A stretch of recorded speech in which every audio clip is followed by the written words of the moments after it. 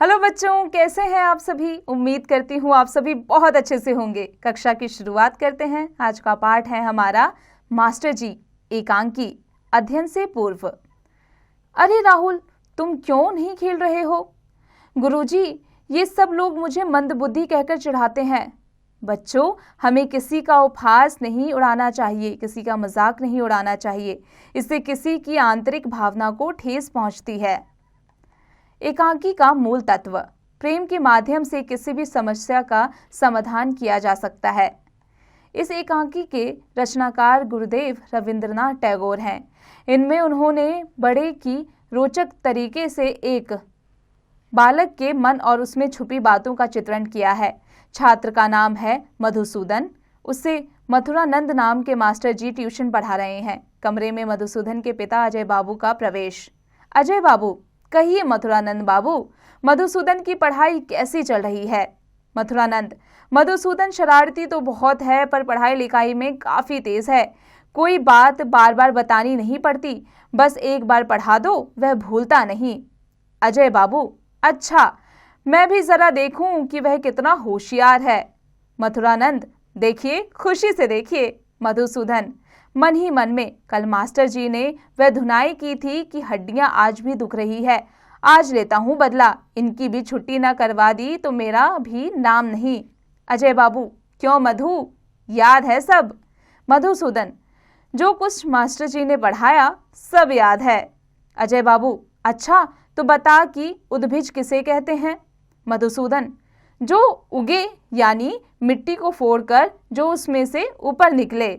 अजय बाबू, कोई उदाहरण इसका? मधुसूदन, केंचुआ।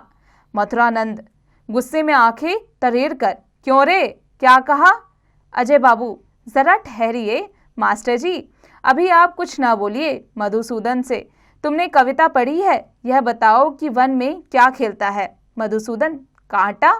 मथुरानंद बेत उठाते हैं। मधुसूदन, क्यों गुरुजी, मारते क्यों हैं? मैं कोई झूठ कहता हूँ। अजय बाबू, अच्छा, सिराजुद्दौला को किसने मिटाया? इतिहास क्या कहता है? मधुसूदन, कीड़ों ने। मथुरानंद 2-3 बेत मारते हैं। मधुसूदन, जी खामखा मार खानी पड़ती है। सिर्फ सिराजुद्दौला को ही क्यों, सारे इतिहास को ही कीड़े चाट गए हैं। ये देखिए, पुस्तक दिखाता है। मथुरानंद मास्टर सिर खुजाते हैं।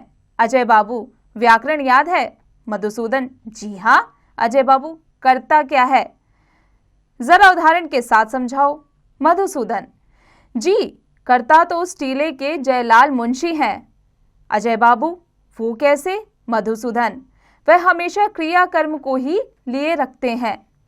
मथुरानंद गुस्से में, तुम्हारा सिर, पीठ पर बेत जमाते हैं। मधुसूदन, जी सिर नहीं, वह तो पीठ है। मथुरानंद, षष्ठी तत्पुरुष किसे कहते हैं? मधुसूदन, पता नहीं। मथुरानंद बेत दिखाकर धमकाते हैं। इसको तो अच्छी तरह जानता हूं, तो यह है षष्ठी तत्पुरुष। अजय बाबू का हंसना और मथुरानंद का कुठर कर रह जाना। अजय बाबू, अंक गणित सीखा है? मधुसूदन, जी हाँ। अजय बाबू, अच्छा, अगर तुम्हें 6.5 पेड़े देकर यह कहा जाए कि 5 मिनट तक पेड़े खाने के बाद जो पेड़े बचे उन्हें तुम अपने छोटे भाई को दे दो। एक पेड़ा खाने में 2 मिनट लगते हैं। बताओ, तुम अपने भाई को कितने पेड़े दोगे? मधुसूदन, एक भी नहीं। मथुरानंद, वह क्यों? मधुसूदन, सब खा डालूंगा, एक भी नहीं दूंगा। अजय बाबू, बड़ का एक पेड़ रोज 1 सेंटीमीटर बढ़ता है। इस मई की पहली तारीख को वह 1 मीटर का था, तो अगले साल की पहली तारीख को वह कितना ऊंचा होगा? मधुसूदन, पेड़ टेढ़ा हो जाए तब तो कहना मुश्किल है। हाँ, अगर सीधा ऊपर की ओर बढ़ता रहा तो नाप कर देखने पर उसकी ऊंचाई का पक्का पता लग सकेगा, और अगर इसी बीच सूख गया तब तो कोई बात ही नहीं। मथुरानंद, मार खाए बिना तुम्हारी अक्ल के दरवाजे नहीं खुलते। कमबख्त, मार मार कर कमर टेढ़ी कर दूंगा। अजय बाबू, मथुरानंद बाबू, यह आपका वहम है। मारपीट से शायद ही कोई काम बन पाता है। कहा है कि गधे को पीट कर घोड़ा नहीं बनाया जा सकता, पर अक्सर घोड़ा पीटते पीटते गधा हो जाता है। आप अपनी बेत समेत यहाँ से तशरीफ ले जाएं। कुछ दिन मधुसूदन की पीठ सुस्ता ले तो मैं खुद ही इसे पढ़ाऊंगा। मधुसूदन मन ही मन, आह, जान बची। मथुरानंद, जान बची साहब, इस लड़के को पढ़ाना तो मजदूरों जैसा काम है। 16 आने मैनुअल लेबर, मैनुअल यानी हस्त संबंधी। 30 दिन एक लड़के को पीटकर सिर्फ 5 रुपए मिलते हैं। उतनी ही मेहनत से कहीं छत वत पीटूं तो कम से कम 10 रुपए तो मिल ही जाएंगे।